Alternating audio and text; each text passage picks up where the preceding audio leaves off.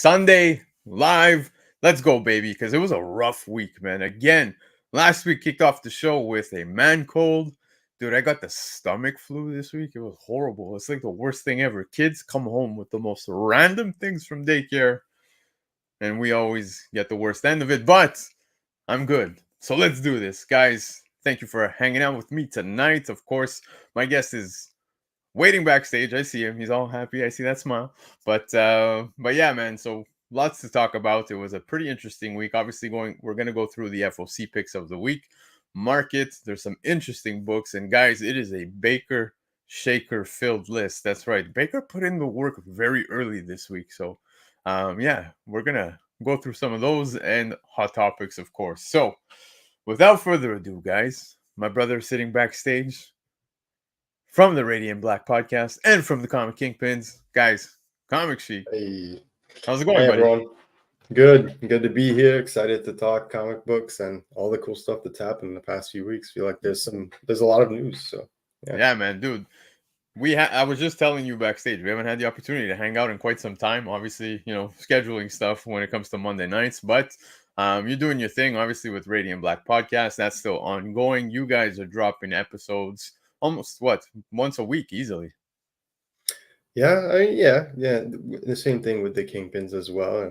We have a lot of fun both times, and yeah, Radiant Black. I feel like it's in a lot of ways like Invincible in the sense that it's doing its own thing, and I've really been enjoying it, honestly. Yeah.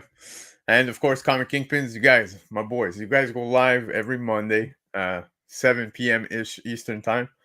And yeah, man. So tomorrow, you guys are going live, right? Yep, we'll be live tomorrow, and it's always a good time with the Kingpins. They just did FOC yesterday as well. It was a good show, and yeah, it's been fantastic. I really enjoy hanging out with the guys, Marvel, Dude, and FaceTime. It's always a good time. Dude, I got excited because I see keys coming in and out, right? That's keys, baby. But I miss keys, Yeah. man. I'm gonna be honest with you. I miss hanging out with the guys. I hope everyone's doing well. I'd love to hop on a Monday, but like I said, those kids, bro. Blame the kids. See, I got sick, but yeah. All right, man. So let's get into it. Like I said, there's a lot to go through. Definitely some FOC stuff to kick it off because it is a rather big list, surprisingly. But before we get into it, gotta say hi to everybody here in the chat because the early bird, Michael Baker, was here at 11:48 a.m. What are you doing up at that time on a Sunday, bro? Appreciate you. We got Derek in the house. There you go. See, you called him the early bird as well. Derek, appreciate you swinging by. We got Love for Comics. Yes, Love for Comics, man. I see you're excited. I'm excited. So thank you for being here with myself and Comic SHEIK tonight. We've got Steph's Comics in the house. That's right. Guys of the rock and roll. Guys, Steph's Comics actually just kicked off a new Instagram page. It's East End Collectibles, right? Correct me if I'm wrong, but guys, go follow it because he's putting up some fire sales when it comes to cards, when it comes to comics. You can find all that fun stuff over there. You see Michael Baker, SHEIK. That's what's up, baby. Ben is in the house. Ben, man, appreciate you being here, coming to hang out with us tonight. We've got Constantino as well. Constantino out west in Canada doing his thing. Constantino, I feel like it's been a little while, man. It's been a little while, but I know I have you on Facebook. I'm curious to know what are your latest pickups, bro. I know you're always out hunting, man. But yeah, who else we got? Uncanny Swag, yes. Swag caught the show. It was another good book, another bangers, a few bangers to be honest, but nowhere close to last week. That's all I'm gonna say. But guys, if you missed it, go check out Spine Ticks last night, man. Always a killer show, great time, and one of the best places to be on Saturday nights. We've got Newbie in the house. Newbie, my brother, bro. I picked up a third copy of that Power Rangers. Let me know if you want it, man.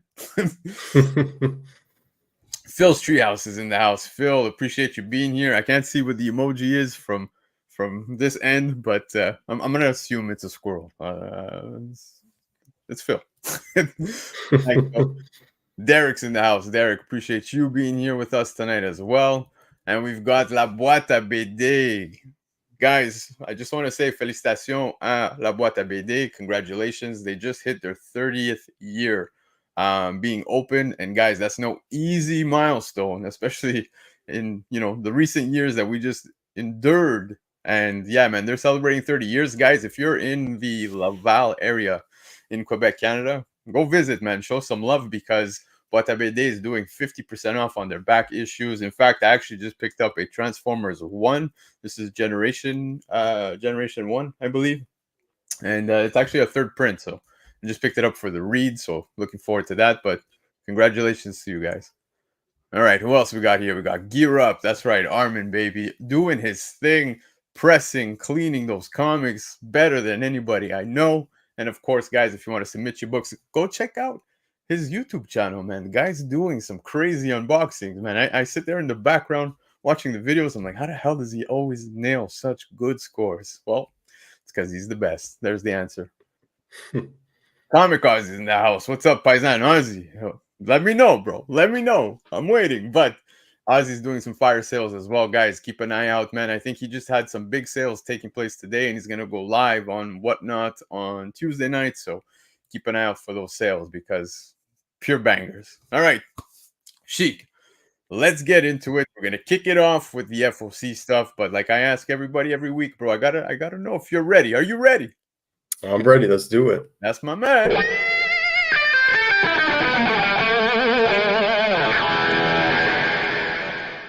All right, so the FOC selections of the week for March 4th. That's right, baby. Selected by Lefteros. Guys, before we get into it, do yourselves a favor.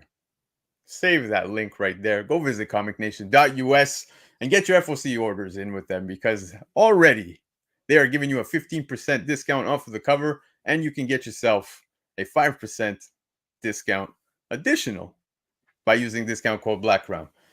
That brings your total to 20% off, and they will happily hold your box and ship it to you when you're ready. SHEIK, you ready? I'm ready. Let's do this. First book up for grabs. Beneath the Trees Where Nobody Sees. This is issue 5. Cover A. Now, obviously, dude, it has been a hit series. Out the gate, everybody's on board with this one. Cover A is a gorgeous one, but there's also a 1 in 25 incentive, and you know how these incentives have been doing. A lot of people loving this series. I personally am enjoying it. Are you on it? Yeah, it's a great book. I always like when there's a creator that's doing everything, like a cartoonist, I guess you can say. So if they're doing the art and the writing at the same time, it usually attracts me. I really like that. That you get to see like everything come from one person. It's kind of different than a collaboration, but I also like the collaboration. So yeah, it's been a great book, tons of printings, and I can't wait to read this issue. Yes, prints galore, man. We just saw issue 1 go through a third print over on FOC. So yeah, on FOC. So it's nuts, dude. Lots of later prints, a lot of love. I think this is one that surprised everybody. And yeah, if you're playing catch up, it's okay. Get the later prints.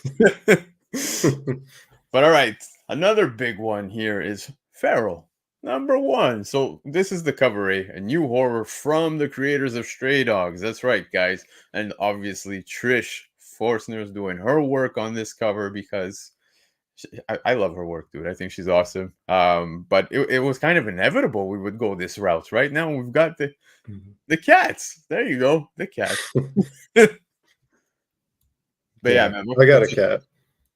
I've got a yeah. cat, so I have to buy this, I feel like. But I like Stray Dogs. We did go a little crazy bananas on it with all the printings and movie variants, but it was a really good series. I feel like it came at a time when we needed a good indie book like that, and it really delivered. I like Tony Fleece, and if I remember correctly in the preview, this book is like there's some sort of vehicle that crashes and has all these cats, and they have to like survive in the woods when these like rabies version, like zombified animals are kind of going rabid. So that just sounds awesome. Like I'm all in. So yeah. Yeah, and I'm also, I don't know if you guys know that there's a Stray Dogs group on Facebook where Tony Fleece and Trish obviously post a lot as well. You know, they put up some of the exclusives that are available at different shops. So if you guys are interested in those, definitely check it out. But I agree with you. Stray Dogs absolutely exploded, man. I remember pandemic time, man. Everybody was scrambling for some copies because it just had everything behind it, right? Like it had the weight of possibly being optioned or like, this is genius, such a great story. So lots of cool things. And of course, guys, besides those exclusives I was talking to you about, where you can, you know, see within that Facebook group. There's also the 1 in 100 incentive, which is Mhm. pretty neat because it's a Night of the Living Dead homage variant, and I love it. I think it's hilarious. So well done. That's fantastic. Yeah. But all right, let's move on from this one. We're gonna talk Sam and Twitch.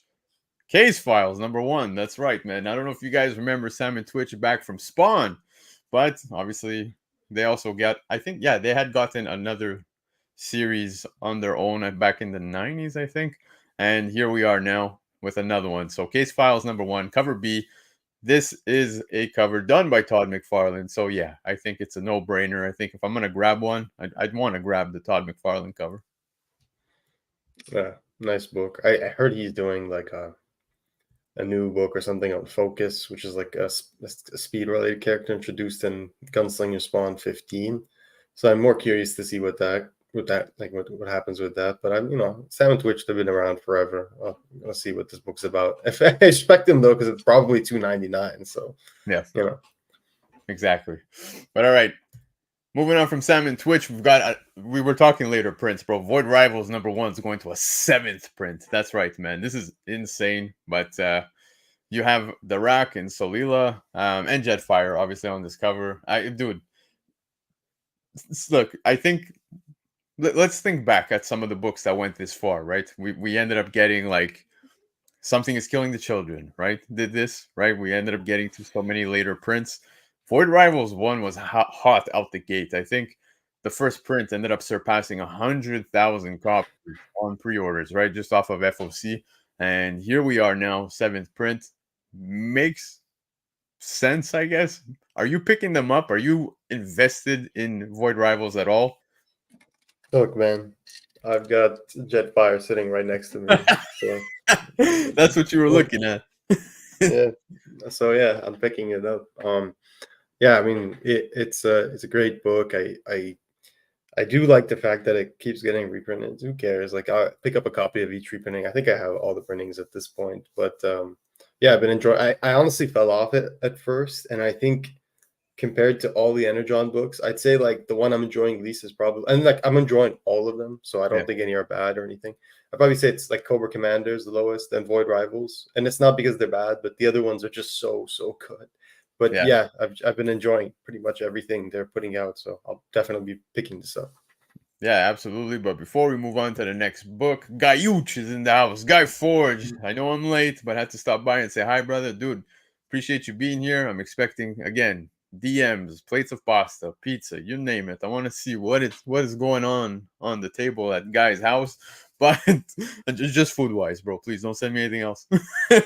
But yeah, man. And dude, I saw your kid. Your kid killed it playing basketball, man. So yeah, it looks like we got a future star there. But all right, moving on.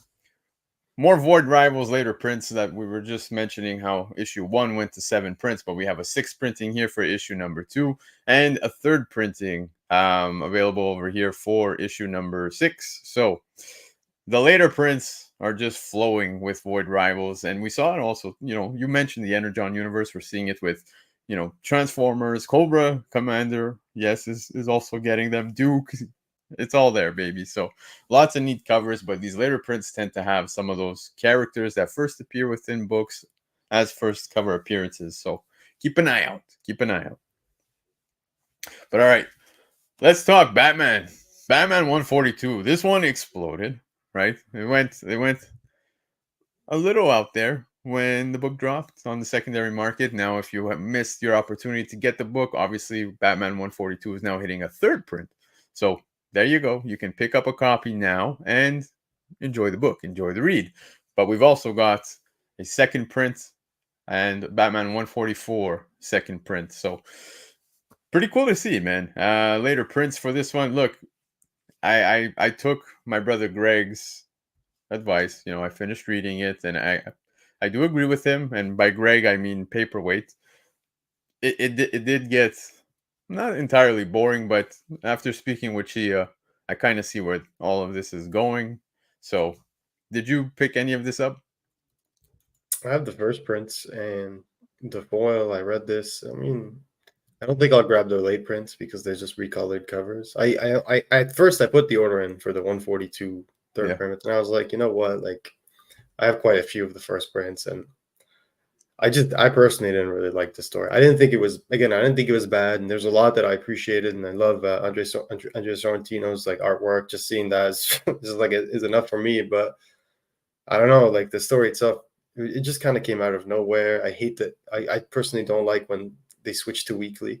Just it's just a way to pad, So I didn't like that. And then I was enjoying the Zoronar stuff, and then just they like cut the momentum from that. I guess we're getting the next issue next week anyway, but I probably won't be picking this up.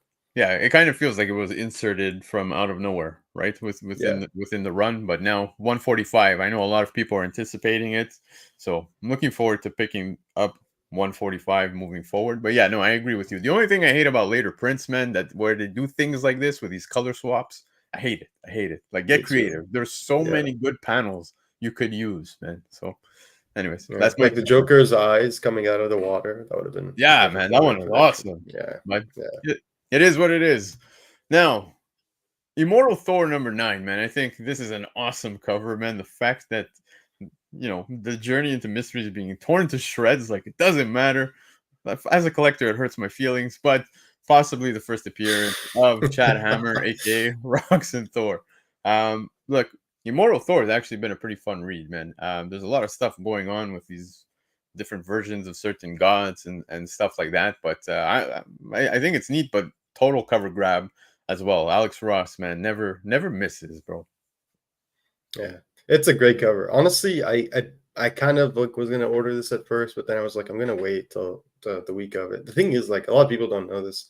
They think I just like DC. It's not true. I like everything. I read like a lot of Oh, comics. I know. But yeah, but I had a collection of Thor, like, because the run that got me back into comics was God of Thunder. Like that run, when I stopped reading, people don't know this. They think it's just like DC, but that got me back into collecting the God of Thunder with Gore and everything, like many years ago. Hmm. So I had a really extensive Thor collection, almost complete from Journey into Mystery to current. I had almost everything, like except of course the first appearance, but I got rid of a lot of it because the movie burned me out. Like I did not like how Thor was portrayed in the MCU as it kept going on. It felt like a parody of himself, and I Yeah. really didn't. I really like it. Really upset me. So I was like, I got rid of everything. But I read the first two issues of this run, and I thought it was okay. But I don't like this thing Marvel does to like easily sell books, which is like, oh, the Immortal. Like we're just gonna make this the title because Immortal Hulk, and just Yeah. like I don't know, man. But I might check this out the week it comes out. Yeah. Yeah, no, for sure. Dude, I agree with you. Everything MCU wise, the progression was absolutely horrendous, but it is what it is. All right, Power Girl #7. Now, Sozo Micah is absolutely crushing it in absolutely every cover. Now, Hmm. this right here, Power Girl 7, would obviously be a cover buy for the average person. To be honest with you, I don't really read much Power Girl. I don't know if you do. Oh, yeah. It's She's one of my favorites. Yeah. really. Yeah, yeah. I've read like everything Power Girl.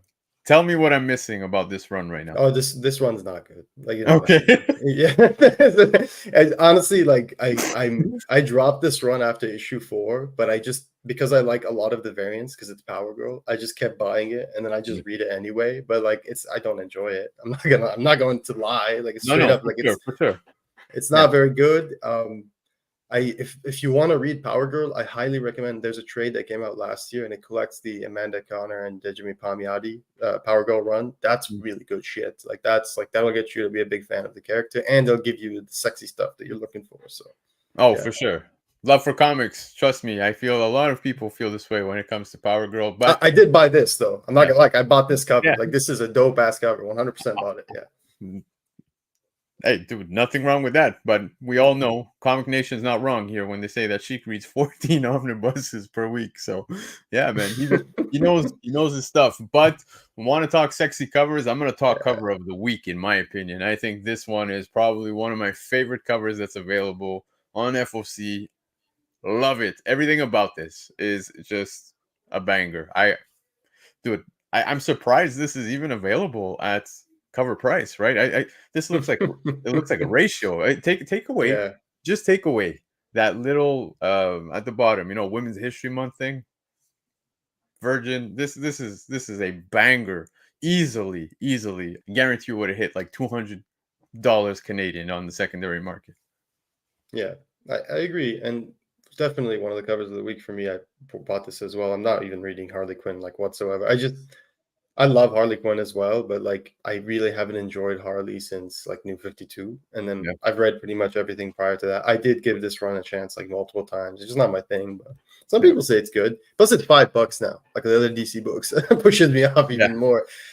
This cover is incredible, and I do agree with Chip. Like DC's killing it with the Women Month covers. Sozamaika did like quite a few already. I think 4 or 5, and there's more.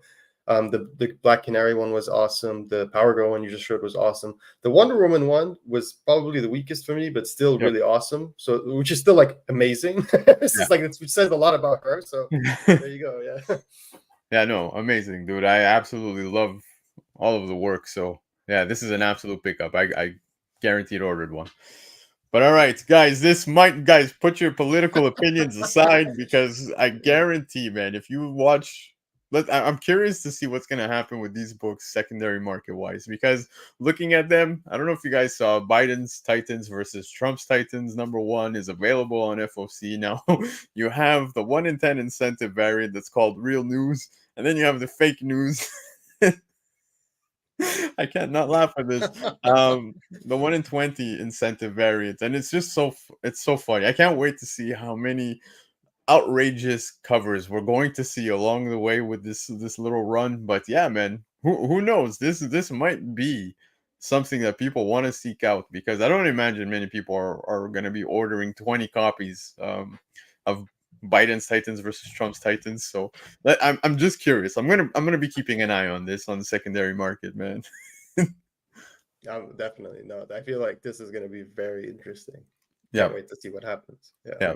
In the catalog solicitation, they say the 1 in 20 is fake news for now. Variant, yeah, for now. So we'll see. It's so funny, man. But all right, let's move on. I don't know what happened. My computer just glitched, but we've got Spider-Man Shadow of the Green Goblin #1. This is the 1 in 100 incentive. So Green Goblin Hidden Gem variant by Paul Smith. I think it's absolutely gorgeous. I did see it on the FOC, but yeah, man, there's quite a few covers here. I like the one where there's The brain one. yeah, dude. Yeah, It, that's the one that really was. I was like, wow.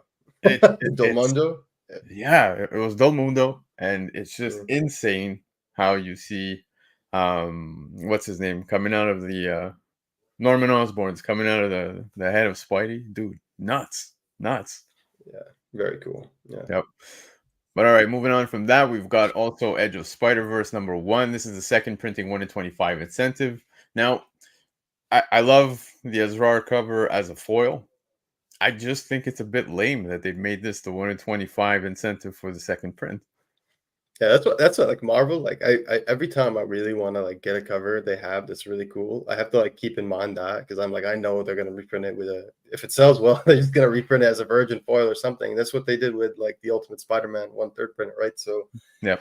I don't know. I bought this because Capcan had it for cover price. Yeah. Like I was just like, why did they 624 or some shit? And it was like it's like a 10, it's like a 10 to $15 Canadian book and Yeah. the foil prices. So I bought it for that reason, but and I thought it was a sweet cover and a good read. And I have a few of the cover A's, but I'm not gonna lie, like I read this shit, but I just like people gave DC, and I just want to show you how people are very short. Not only like there's short term memory, but it's like they're very, they're very like they're not honest in terms of like both companies. But Yeah. when Death Metal was coming out, like Metal Death Metal, there was a gap, of course, like 2 years or something. Then we got Death Metal. Death Metal was literally throwing bat shits against the wall and seeing what sticks. They were just mixing Batman with literally any character, and they were like, okay, here's the one shot.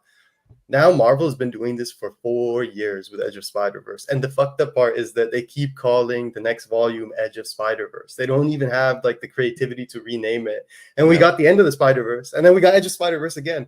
Yeah. So it's like these is just like IP farming. That's what this is, if we're being honest. They're not very good stories. They're like I read issue 1, then the only thing that was genuinely entertaining for me in issue 1 was when the Peter variant, when the Weapon 8, when he tells like Captain America that I got you to swear. I thought that was genuinely funny. But like everything else, I thought was just like, man, this is is whatever. You know what I mean? Like, look, if you like this, that's totally fine. Like, I respect that.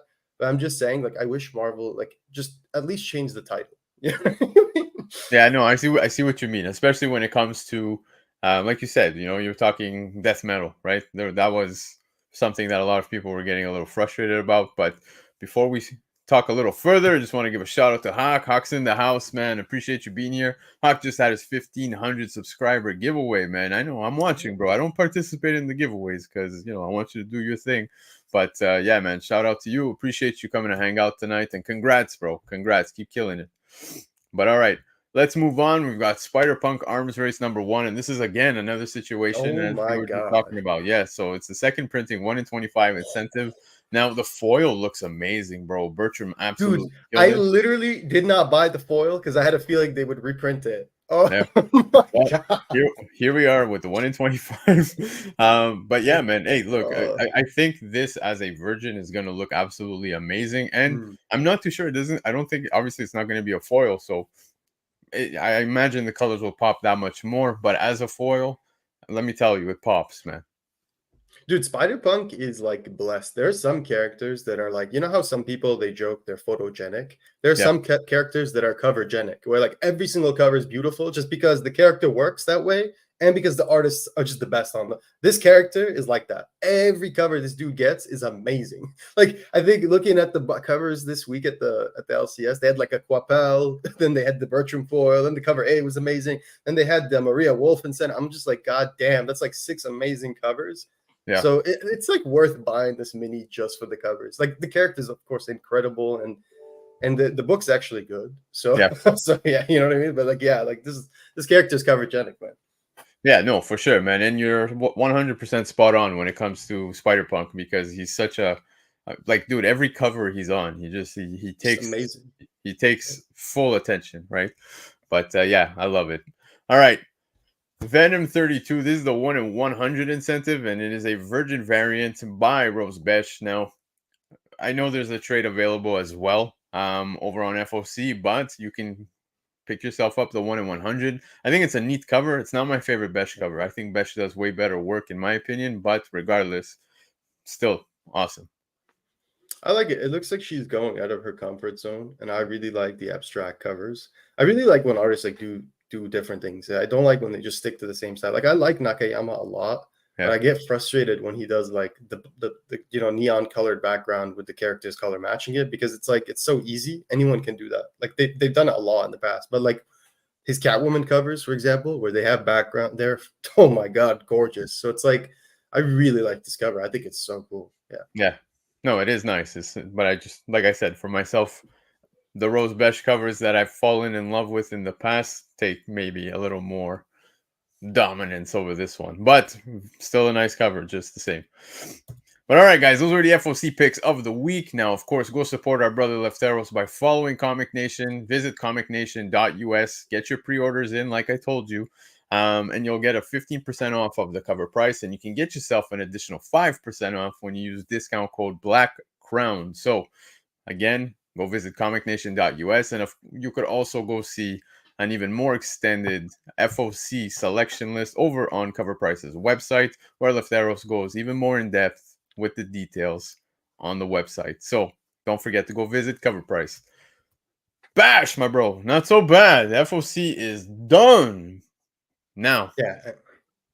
it's the market time. Let's do it. It's gonna be a fun time. Are you ready, sir? Let's go. There you go.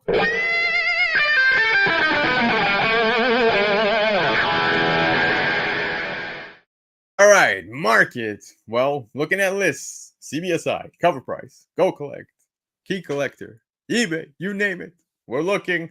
And of course, there's always some very, very interesting sales that take place. And we're going to kick it off with the first one being Century #1, because yes, Century is back and then back off and then back on the list every time we hear some rumblings. And of course, there's been casting rumblings. That being said, Century #1, first appearance of the century, Robert Reynolds. CGC 98 sold for $350 near mint fair market value, $89 number 9 on Cover Price. Dude, I've seen this book several times in front of me. I almost rarely see a 9/8 candidate because of the fact this cover is pure black.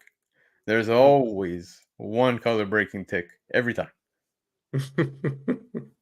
Yeah.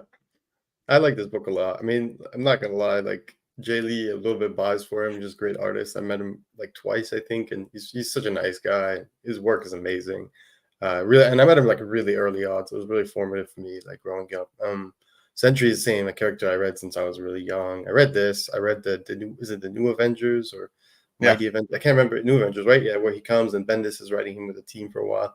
It was like Sentry, to be honest. I thought it was like really sad that in, was it King in Black when Null rips him in half. I yeah, thought it was badass, but I was like, it's sad that he's basically a plot device in this story. Like he exists just to show you how strong Null is. That's yeah. the only reason he's in there. And then they use his body in the Thunderbolts mini, which I thought was so much fun. So the King in Black Thunderbolts. So I thought that was great. I think it's Thunderbolts. I want to say that's what it was called. But yeah, I love this book. If you can find this book, even if it's like 9.4, like raw, like I would Yeah. buy it because it's a great book to have, you know? Yeah, for sure, man. And I don't disagree with you. It is just such a good character. I love the Sentry. I love the whole concept behind the Sentry, right? So Mhm. great book to own.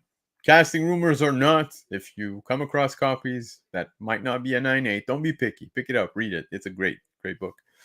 But all right, moving on. Captain Marvel #5. This is the 1 in 25 ratio by Dodderman. And guys, I don't know if you've noticed, I've started to drop weekly new comic book day videos. And in my first video attempt, this book was available. And the one thing I said was that this 1 in 25, look, we've seen Dodderman have these style of, covers before. And one in particular was Excalibur 18. And that one featured Rogue on the cover, multiple versions of Rogue, and so forth. That book exploded, dude, selling for over $700 Canadian. So I said I wouldn't be surprised. And lo and behold, I'm not saying I'm Nostradamus of comics here at all. I'm just saying it was just almost inevitable for this to happen. And here we are, raw copies, 200 plus Canadian. Came in at number 10 on cover price and number 4 on CBSI. What he's saying is he nailed it. But no, honestly, this is a great cover. Like, dude, honestly, I looked at this cover and I was like, I wanted to buy this, and I was like, you know what? I know I'm not gonna be able to get this for like ratio. That's my thing. Is like if I can't get a book for ratio, and if it's a book I think will be like $100 or something plus, like I'll go above a ratio like a little bit, depending on what we're talking. I love Captain Marvel. I love like one of my favorite Marvel characters, and like specifically Carol Danvers. And Yeah. I love this cover. I love Dodderman's covers in general. Like he did the one with Rogue, like you said, did the one with Wolverine. He did like quite a few of these. I bought all of them, all of the ones for the most part that weren't ratios. I bought them all. Black Cat, I think he did one. This one's just incredible, especially with the red background. Yeah. I'm bummed that I don't have it. Like, and I don't think because like no one's really reading this series. Like, it's not very And high print. and You know? another thing is I didn't think many shops would be ordering 25 copies, right? No, dude. My shop's not here. I'm not getting 25 copies of this. I can tell you that much. Like this book does not sell well right now, at Yeah. least locally, and I don't see many people talk about it. And unfortunately, like it's tough coming off the heels of a run like Kelly Thompson's 50 Yes. issue run. Like that was so good. So I don't know. I love this book. I'm bummed I don't have it, but I'm really happy for people that do have it, and I'm really happy to see it's doing well. Yeah, same, man. And I agree. They're like all the ones that were available for just regular price at cover price, I did pick those up too, man. Of So course. Oh it yeah. it does hurt to not be able to get these ratios because we're poor, is what we're saying. We're poor. But Yeah. but yeah, no, I agree, man. And the red really makes everything pop here. So beautiful cover. Mhm. Again, no surprise. All right. Ultimate Spider-Man 2.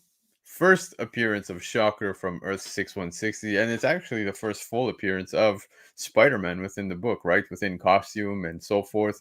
Raw copy selling at $20 Canadian. Came in at number 1 on cover price. Now, I have a question for you, Sheik, because, you know, dude, I love Jonathan Hickman. I know you do as well, too. But everything that's happening right now, Ultimate Universe, is this considered ultimate FOMO? Is it justified? What's your thoughts on this? Because I know a lot of people, since the release of Ultimate Spider Man 1, are starting to say, no, this is madness, or some people think it's justified. I'm just curious. Yeah. my personal opinion, and just to be clear, this is my opinion, so you don't have to agree. That's okay. Like I really don't mind. I don't need validation. So Yeah, my open opinion stuff. is, first of all, I read the first issue just a couple of days before it came out, and I thought it was really good. But a lot of people were giving it 10 out of 10, and I thought this is not completely honest. It's a little bit hype because even though it's an excellent book, there's no look Chichetto. I don't know. Is Chichetto? Is that how you pronounce his name? Yeah, Right, yeah, Chichetto. shadow. But Chichetto is one of my favorite Spider-Man artists of all time. Ever since I saw his interpretation of Spider-Man in Daredevil by Zdarsky very early on, because if you remember, Daredevil Yep. wasn't. Spider-Man was a big part of that story with him dealing with the guilt of like Daredevil when he tells him like, "Oh, I killed someone by accident," all that Yep. crap. So that was I love that. Like every time I saw Chichetto's artwork, whether it's Daredevil or Spider-Man, I was just like, oh my god. But when I saw him draw Spider-Man, I was like, I need this guy to do a Spider-Man book, like proper, not like a cover, Yeah. not one issue. Like he needs to do a book because he draws Spider-Man the best that I've seen in the last 4 years. Like genuinely, like it's just like for a newer guy, not for like a guy who's been around in the industry. Of course. So yeah, the first book I thought was like a 9. I didn't think it was a 10. I thought it was a lot of people were like a bit. I understand though, because you're reading like ASM by Wells, and you're reading by Spencer, and you get this, and this is what everybody wants. So I understand why they're so excited and they're happy, and I'm so happy for everybody, and I'm happy myself because I really enjoyed it. But after I read issue 2, then I was like, yeah, this is incredible. Like it's not a fluke. Like issue 1 is not a fluke because they're keeping it going, and it's so good. And then I saw just like Ultimate Black Panther, and I was like, man, this is really good too. Like this is actually a really good story. Like fuck, like what the prices are, everything, like the book is worth it. So I don't know. I feel like it's not hype. I feel like it's a little bit hype and a little bit justified because inevitably those two things kind of come together. They're intertwined. When people are like, I was at the shop, right? And I was seeing so many people come in. They'd never been into the store before because I work part-time at one of my LCSs.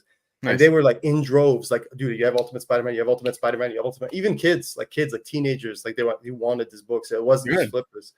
So yeah, I think it's real. I think people are excited because the quality is there, and for once, it's something they really care about. It's and it like it does help that you have this. Like there is of course bits of it that is FOMO, but I think that just helps add to the excitement because when you're seeing second prints even sell out, that's not a fluke, right? That means that people really want this. It's not like, oh, this is just flip. No. That means everywhere.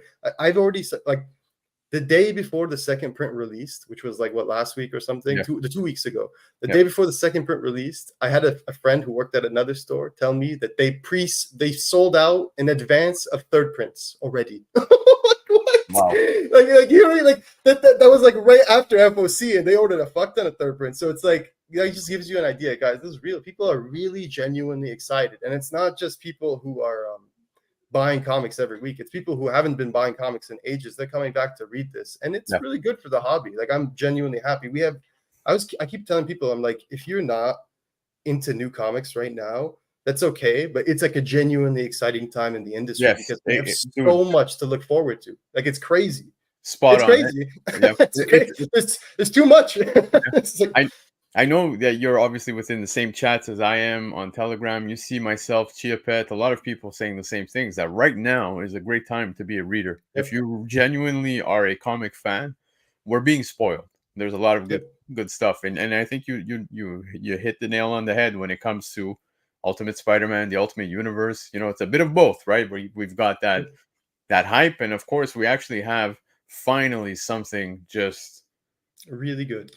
Exactly. And it's fresh, it's different, it's what people want. That's the most important thing. It's like, this is proof that if you give people what they want, they will show up, they will come and support it. And that's why Marvel and DC both need to work harder to give people what they want. Sometimes listening to your fan, and I think DC did this with Dawn of DC and World's Finest, and now Marvel's really showing up. And the best part is that for me personally speaking as a reader, I love fresh slates. So like when you give me something new, and I love letting creators do their own thing. I love that a lot. So when I see Peach Momoko is like, I don't know much about X-Men, and they're like, I don't care, do whatever you want. Just do whatever you want. Like do it all. Do anything you want. Like this is your own thing. It's your own universe. You don't have to worry about.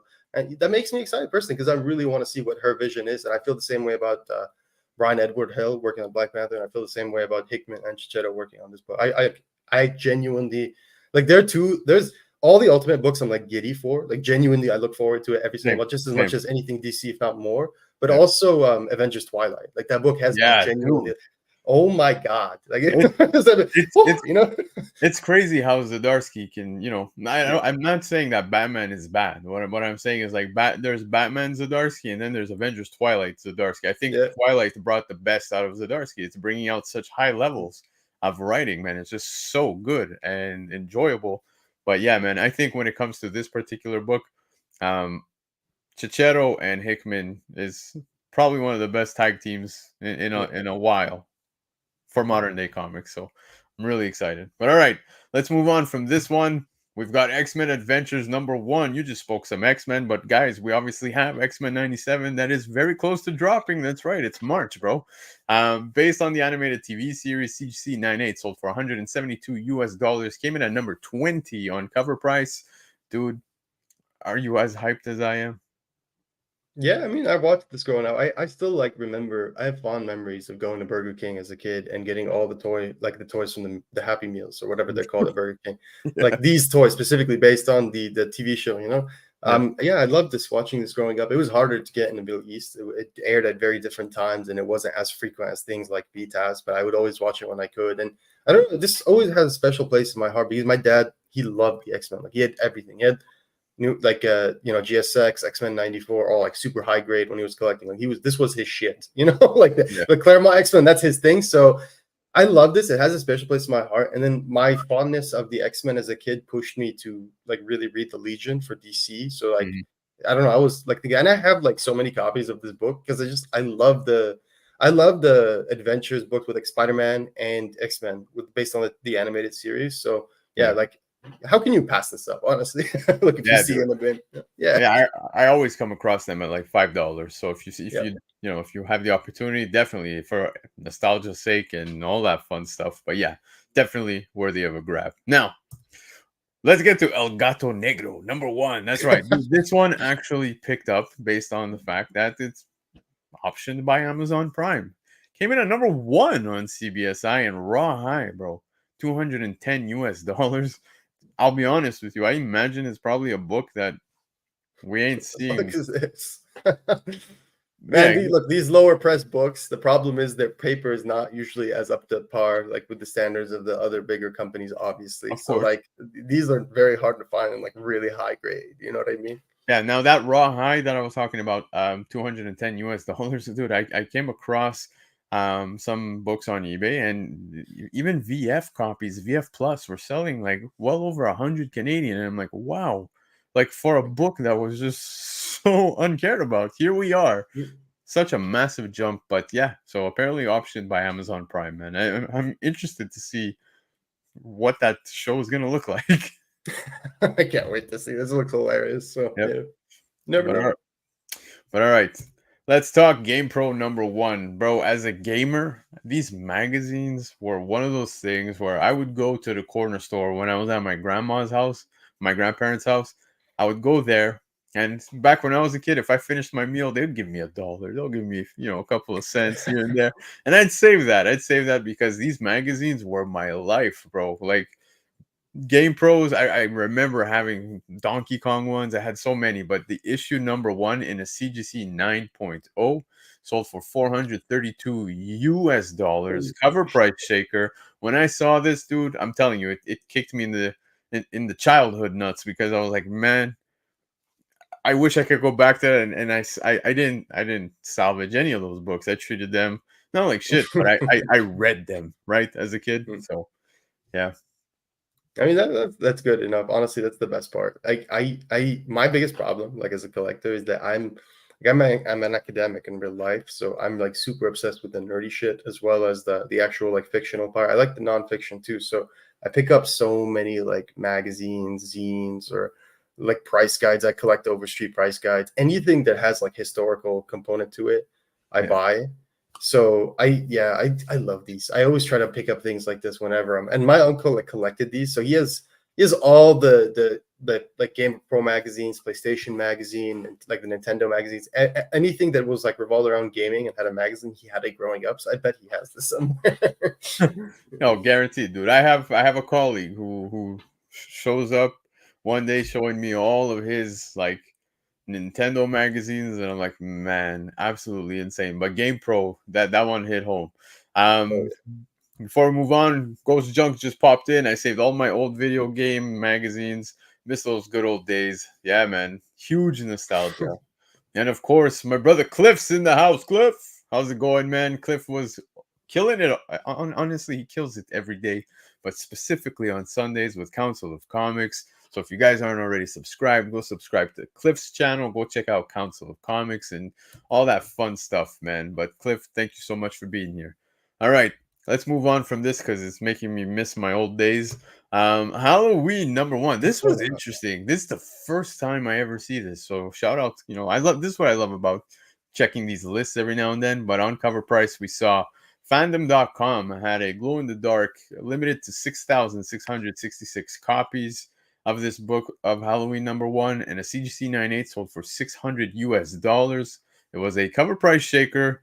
Man, like I said, I've never seen it before. I saw the cover, I was like, damn, this is awesome. I love Halloween. Obviously, who doesn't, right? I mean, not so Mhm. much the latest ones, but the originals. And seeing this cover, I was like, I had no idea. No idea. Yeah.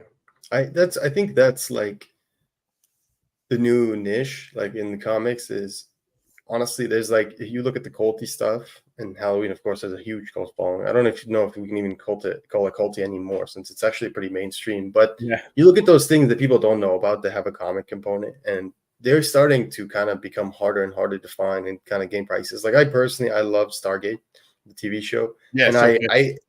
yeah, I see the comics all the time, and some of them are really, really expensive just because they're so like they're very low print or they're hard to find at high grade. And you could literally just like find any Stargate book, it'll be like $20.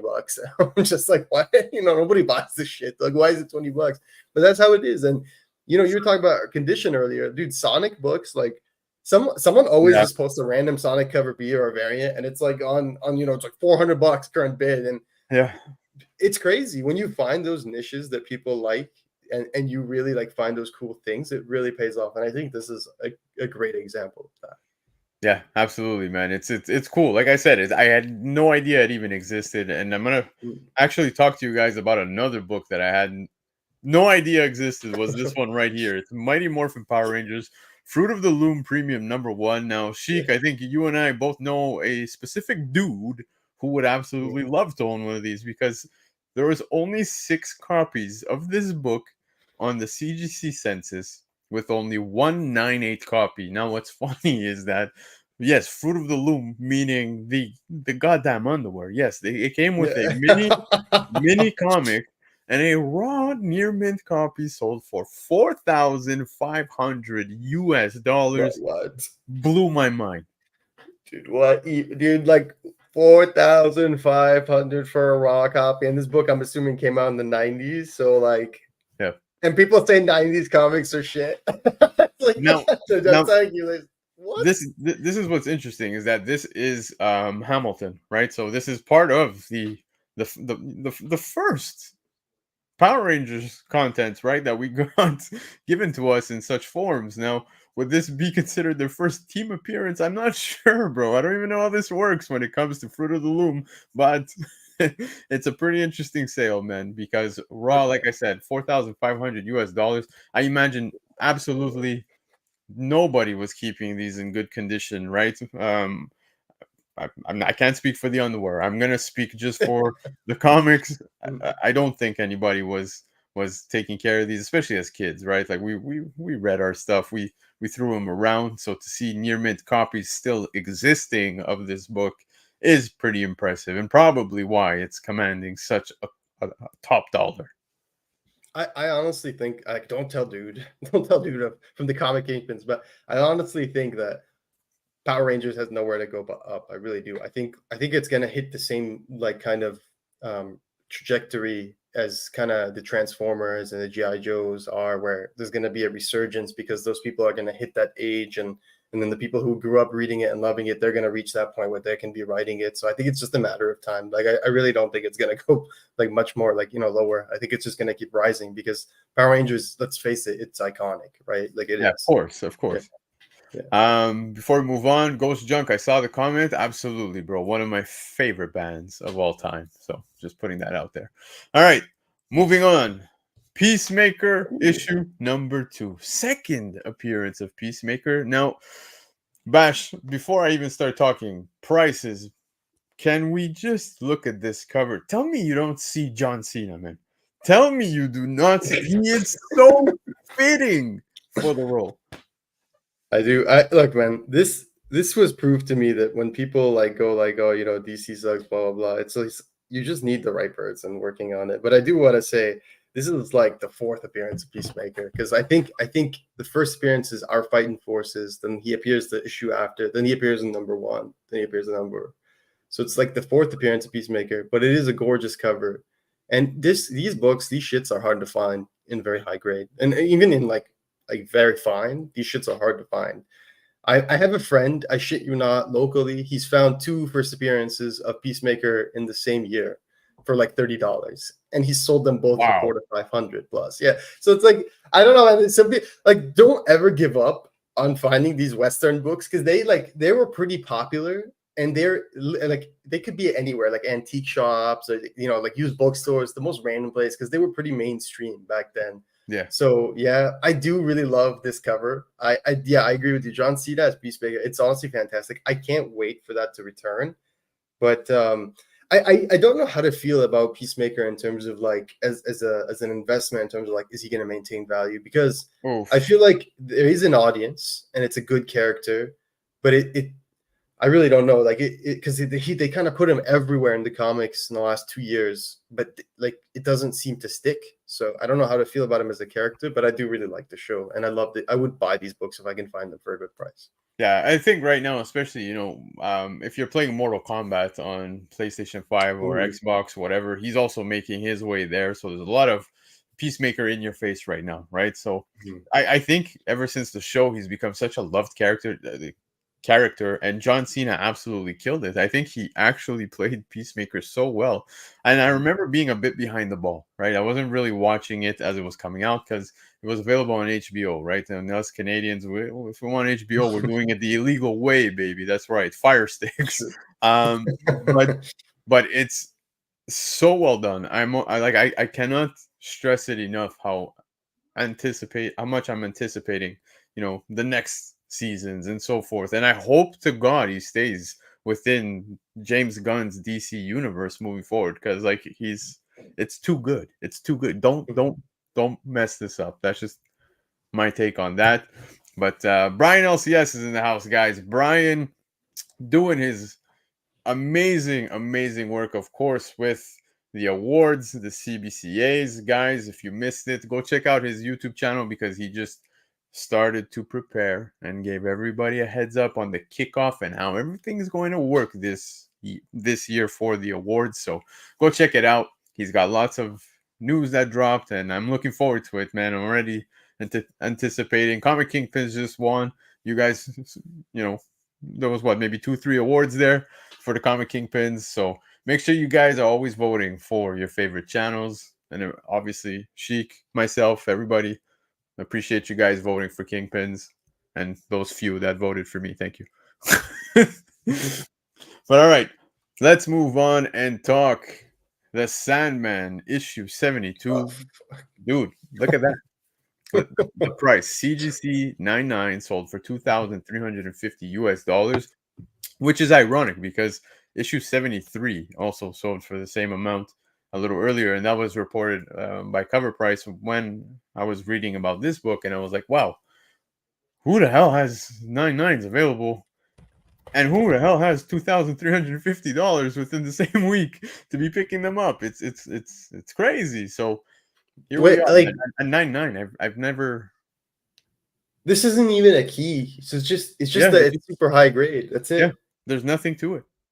I swear to God, it's not hard. Like, okay, look, let me rephrase that. You can find these books in very high grade. I don't know about 99, obviously. I don't know, like, it was that great or just feeling good. Did he get laid the night before? And like, you know, that, in fact, I don't know. Like, but like, these books, I see them all the time in like 9.6 or higher. Like, they're not very hard to find. So like, I don't understand. I'm honestly very shocked about this. This is crazy. Yeah, but that's the other thing about this is there's absolutely no key behind it other than the fact that it is a CGC 99. So being such a high grade, and last week issue 73, like I said, sold for the exact same amount, $2,350 US. Cover price picked that up, and like I was blown away. I was looking at this book. I even started reading it when I was putting together the slide. I'm like, well, I don't know. I don't see anything that's like, oh my god, about it. So yeah. But needless to say, you know, a 9.9 of this book, I imagine, is probably difficult to come across. So might be the reason why it Yeah, made such a huge splash. But all right, Baker Shaker time, baby. Let's get into the Baker Shakers because that's a good one. yeah, there's a few to talk about here, but obviously Stormwatch issue number 4, first appearance of Apollo and Midnighter. CGC 98 sold for $450 US. Baker Shaker, and I mean, with everything that's going on, we just started talking a little bit now about the DC, universe under James Gunn. This picked up, right? Once the news broke, everybody was chasing copies. Now people are slowly picking them up quietly, right? Because it's not the main topic, and it's still holding. Look at that, $450 US. This is insane. And like honestly, this book is hard to find in this really high grade. Like I cannot find this book in like higher than 9.0. I always see it 9.0 or under. I really want this book. Like I really want to buy this book. I like this book. I like the characters.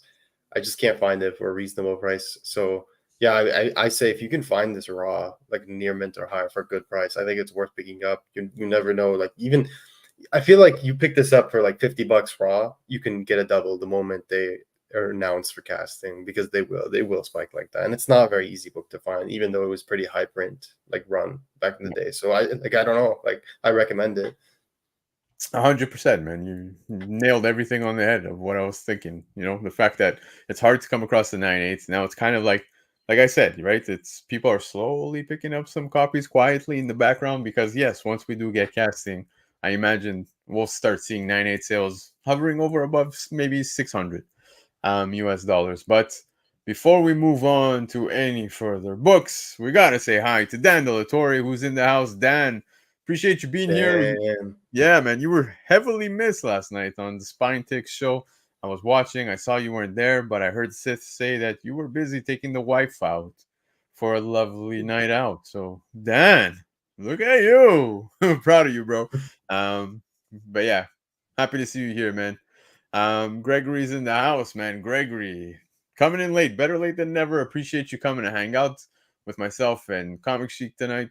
Lots of fun books up that have already been discussed, but there's a lot more cool ones up for discussion Look, because we're within Baker Shaker territory.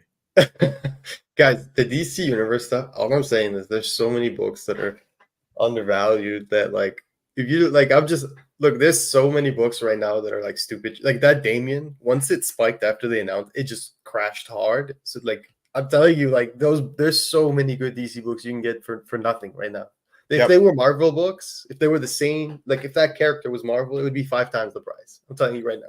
It's funny you mentioned the Damian Wayne because obviously, like you said, it exploded, right? It got so big the second there was news about it, and then it came down. And a lot of people that are stuck with copies trying to sell them, even at a lower discounted price, are having a hard time. But I guarantee you, like you said, once news breaks again, that thing's gonna sell. Yeah. Oh, yeah. But all right, let's move on. We're gonna talk Miles Morales, the Ultimate Spider-Man #1. This is the 1:50 ratio by Fiona Staples. Raw copy, 2,400 Canadian dollars. Baker Shaker, yeah, Baker putting in the work, man, dude. Dude, my LCS has this book. They have it right now. Yeah, they have it for sale. They don't even know how to price it. So they just like literally just post it up like interested. If someone's interested, like we'll sell. My LCS my LCS is weird. They have like certain books that are super rare that like you would never think anyone would have. Like the Ahsoka book. If Yeah. everyone knows the Clone Wars, there was 100 copies incentive or whatever. There was a retailer book that they did a raffle and gave it out to retailers randomly. My LCS has like 2 of those. Like Yeah. what the fuck? So yeah, they have all the Rare Miles books, like all of them. They had the Ultimate Fallout 1 in 25, which my friend bought for $600. Okay. It's like, he's like, what? Like, and he got it on discount, so he probably got it cheaper. Like, I don't know how they pull these things out of nowhere. Like, it just appears. They have some great books, but I hate this book and I love it at the same time. It's a great cover. It's an iconic book. Everybody wants this book, but I just don't understand why it's that much. I really don't. Like, My question don't get me wrong. It's like miles, but that's crazy. That's crazy. But my question is your shop selling it at 2,400 Canadian dollars? I have no idea. They probably sell it for a lot. I don't know if they'll sell it for like 2,000 though. Yeah. Like that's insane. But like, yeah, like this book, nobody can probably afford that here locally, if I'm being honest. Like it'd have to be a very specific clientele, you know? Oh, for sure, man. Especially at those high numbers. But before we move on to the next book, we got Katie in the house. K-pop junkie. Yes. Appreciate you being here. If you guys aren't, please go sub up to her. She's putting in some great work. I was just trying to catch a little bit and say hello of her show live before I went live, and she was actually chatting it up with Katie. Correct me if I'm wrong. Was it the writer or the artist of The Shepherd? Shepherd, I don't know if you remember that book from Scout Comics, was actually a very good read. I really enjoyed it. So, Katie, appreciate you being here. And of course, yo, my brother Steve, man. There's Steve, bro. I missed you. Hope all is well, man. Appreciate you being here with myself and SHEIK. Hope all is well, man. Yeah, guys, go check out Team Nerd Herd over on Nearing Nerdvana. Always doing some great stuff. But Steve, it's been too long. We need to either you come here or I'm coming to that channel. Pick one. We gotta link up, bro. But all right, let's move on from this book. Transformers #1. We were just talking the Energon universe a little earlier, and of course, Transformers. Look, whether you're on what's happening right now with Void Rivals and all that fun stuff within the Energon universe, or you're just a Transformers nerd, the nostalgia feels, whatever it is, Transformers #1 is just a great book to own. And of course, this one's got the origin and first appearance of the Autobots and Decepticons. Baker Shaker, because CGC 98 sold for 2,025 Canadian for a direct copy, which is pretty impressive. I would love to own this book in a 9.8. I own it in a beat to shit copy because, like I said earlier in the show, we're poor, bro. That's the reality. But happy to own one just the same. And I think that is a pretty impressive sale, man. I don't remember the last time. Like, I've had like, I don't know if it's like a midlife crisis or what. Like that. Once I read, I've like my experience with Transformers is that I've seen the live action movies, every single one except Rise of the Beasts as they came out. Yeah. And I always liked the live action movies, but I had no exposure to the animation. But I knew of it, just never played like where I was from. So I was always interested from the movies, but I always felt daunted by the comics because they're so long. There's just so many. There's like the Dreamwave, then there's the IDW, and you have to read like more than meets the eye. Then Robots in Disguise, and I'm just like, yeah, it's too much. Yep. So when the Void Rivals started, I got on the wagon and I saw, I don't know, man. After I saw Jetfire in that issue, just something happened, and I started to become obsessed with Transformers. Like seriously, like. I'm surrounded by Transformers, and I've only been really into them for like 3 months. But like, I'm not kidding. Really? It's bad. I've been watching the animated series nonstop. I've been reading all the comics. I've read all the Dreamwave. So that book you picked up earlier, I literally bought that, like that #1, the first printing, like a couple of weeks ago. I read all Dreamwave. I read most of the IDW. Not most. I like half of the IDW stuff so far. I've read like multiple times the Daniel Warren Johnson run right now, and I'm just like so into it. I want this book so bad. like I'm literally just waiting. Like this is probably the book I'm always looking for right now. Whenever I go anywhere, this is the top of my list. I just want it so bad. And I read this trade, the first trade with the, because the Marvel shit's hard to find. It's out of print because Titan/IDW printed it, and now they don't have the license. And there's a compendium coming like later this year from the Energon people. But man, I read that issue, and when I saw Spider-Man like coming into the Transformers, it was so stupid, but I loved it. Like it was so dumb. Like it was like dumb as hell, but it worked for me, and I enjoyed it, and it just made me love it more. So yeah, I want this so bad. I want the entire run, and I know how hard it is to get those like last 10 issues because they're lower print and they're. That's the thing, man. Yeah, I'm in it now. You guys got me. They got me, man. The Energon people, they got me. I'm all in. I'll buy everything. I'm buying all the prints, all the cover, everything. They got me. Like I'm all in.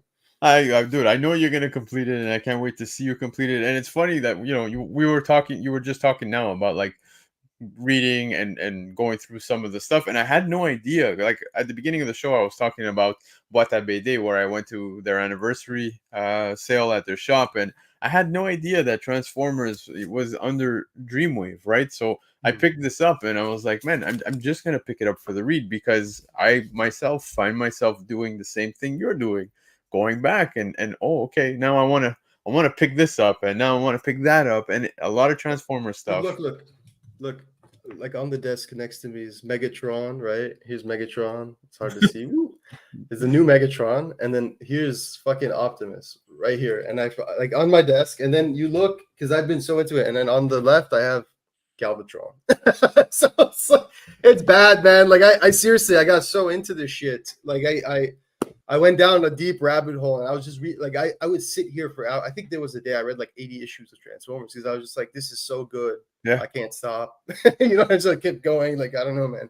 I'm It's so great. happy. I'm so happy to know that I'm not alone. Like I don't have all the toys like you have, but man, I'm finding myself playing catch up on some of the reads. Like I had no idea this run even existed. So I'm like, oh, I gotta know what the hell happened, right? Yeah. So yeah, man, definitely awesome. And what Abede saying, the Dreamwave #1 was big at the time. There you go. Yeah, and again, this is the third print. I didn't even know they saw later printings, right? I didn't know anything about this, so I was like, oh, that's awesome. So I'm reading issue #1, and it looks like I'm going to be back at the Boîte à BD to see if I can pick up some of the other issues just to continue the read. Because, yeah, man, I'm It's fully good. on board. Fully on board. But all right, enough Transformers because I feel like we can do an entire show on Transformers. But look at this insane Ooh. cover of Wolverine issue 310. This is the Platt variant. CGC 98 sold for $1,699 US. Baker Shaker, he brought this to my attention, and my oh my. What? Is this a ratio? What?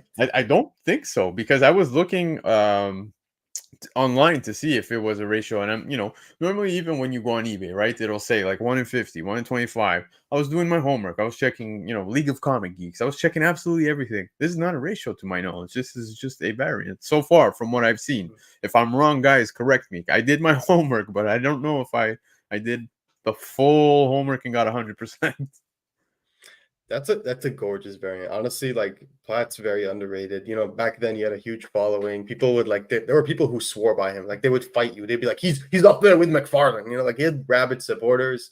I, Yeah. I always liked his covers. The Mark Spector Moon Knight ones I thought were great. Some people I know they're like divisive. Some people don't like his style. Some people do. I like his style. I really like his style. It kind of reminds me of David Finch. And Yes, dude, yeah, Finch vibes 1,000%, yeah. 1,000%. But it's insane, man. Especially to see that in such a sale at $1,700 US. Like that's up there. So, guys, if anybody knows whether this is a ratio or not, because I don't see anything ratio related to this cover, let me know. Let us know. Comment in the comments if you're catching the replay. But yeah, hey, Steve, if you're still here, man, I know you guys do those cover lovers, man. Maybe talk about this cover. Maybe you guys know something more.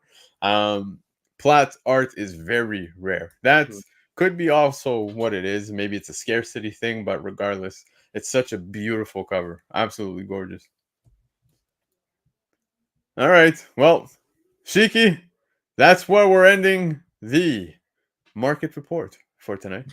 But we have some other fun stuff over on the hot topics. And let me tell you, there's quite a few hot topics. So for the last time tonight, Sheik, you ready?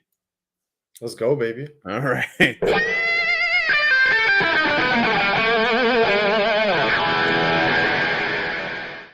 That entire guitar riff woke me the fuck up. That was very loud. But yes, let's get into it. Hot topics, guys. And like I said, some interesting topics.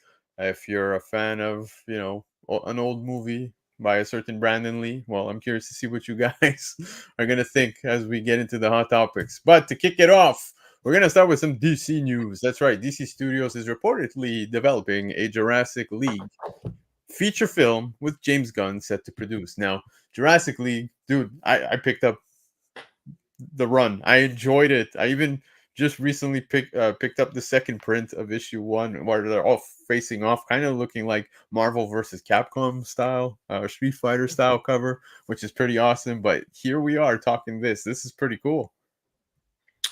I was so happy. I think I was like one of the few people that was actually happy when I saw this coming out because I knew what it was. It's gonna be a kids like TV show or movie, right? Like a movie. Oh yeah, movie. So it's gonna be a kids animated movie.